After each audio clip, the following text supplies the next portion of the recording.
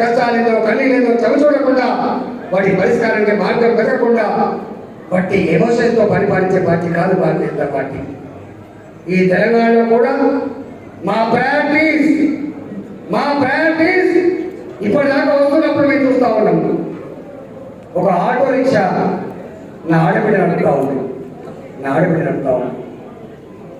నీ మద్యం దుకాణంలో నీడలో నీవు గ్రామాల పెట్టినటువంటి బెల్ట్ షాపుల నీడలో అనేక మంది యువకులు 30 ఏళ్ళకి పరువు సాధిస్తే ఆ చిన్న పిల్లలు వేసుకొని భర్త చనిపోయినటువంటి దుఃఖాన్ని దిగమిట్టుకొని తల్లిగారు రానికపోయినా అత్తగారి దగ్గర బతికే స్తోమత లేకపోయినా చిన్న పిల్లలు వేసుకొని ఆటోలు నడిపేటువంటి ఆడబిడ్డలు కూరగాయలు అమ్ముకొని కనిపించిన బిడ్డలకు కన్న బిడ్డలకు అన్నం పెట్టే ప్రయత్నం చేస్తున్న ఆడబిడ్డ. వాళ్ళు కూరగాయలు అమ్ముకుంటారు కావచ్చు, వాళ్ళు ఆటోలు అమ్ముకునే వాళ్ళు కావచ్చు, వాళ్ళ ఇళ్లలో పనిచేసే వాళ్ళు కావచ్చు, వాళ్ళు కూలీ చేసే వాళ్ళు కావచ్చు. అలాంటి జీవితాలకు ఒక పరిష్కార మార్గాన్ని చూపే పార్టీ భారతీయ జనతా పార్టీ. ఇవాటికి నా అంబేద్కర్ ఈ దేశంలో స్వతంత్రం వచ్చిన తర్వాత సమానంతో సమాజం వస్తుందని భావించాడు.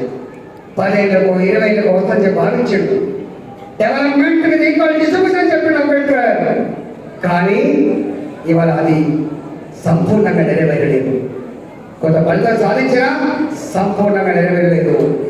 ఇప్పటికి కూడా ప్రపంచవ్యాప్తంగా దేశవ్యాప్తంగా అసమానతలు పెరిగిపోతున్నాయని చెప్పి వారిని చేస్తున్నారు ఆర్థిక శాస్త్రవేత్తలు. ఇవాళ అలాంటి అసమానతలు, ఒకవైపు 100 కోట్ల రూపాయల సంపద, మరోవైపు కనిపించిన అమ్మానాలకు అన్నం పెట్టలేక కన్న బిడ్డలు చదివించుకోలేక అర్థాలలో బతుకున్న కుటుంబాలు పూర్వైపు చూస్తా ఉన్నాము. ఇవాళ నా అడ్డ గుట్ట, నా భాష గుట్ట, అక్కడి ప్రజల దుఃఖాన్ని చూస్తే రూరల్ పావర్టీ కంటే కూడా గ్రామీణ ప్రాంత పేదరికాల కంటే కూడా పట్టణ పేదరికం ఎంత భయంకరమైందో సమీక్షించిన వాళ్ళంటే. అందుకే భారతీయ జనతా పార్టీ రేపు నా అడ్డగుట్ట, నా భాష గుట్ట, ఈ ఊరికి కూపాలలో జీవించే ప్రజానికానికి ఒక వెలుగుని కలిగించే ప్రయత్నం చేస్తుంది భారతీయ జనతా పార్టీ.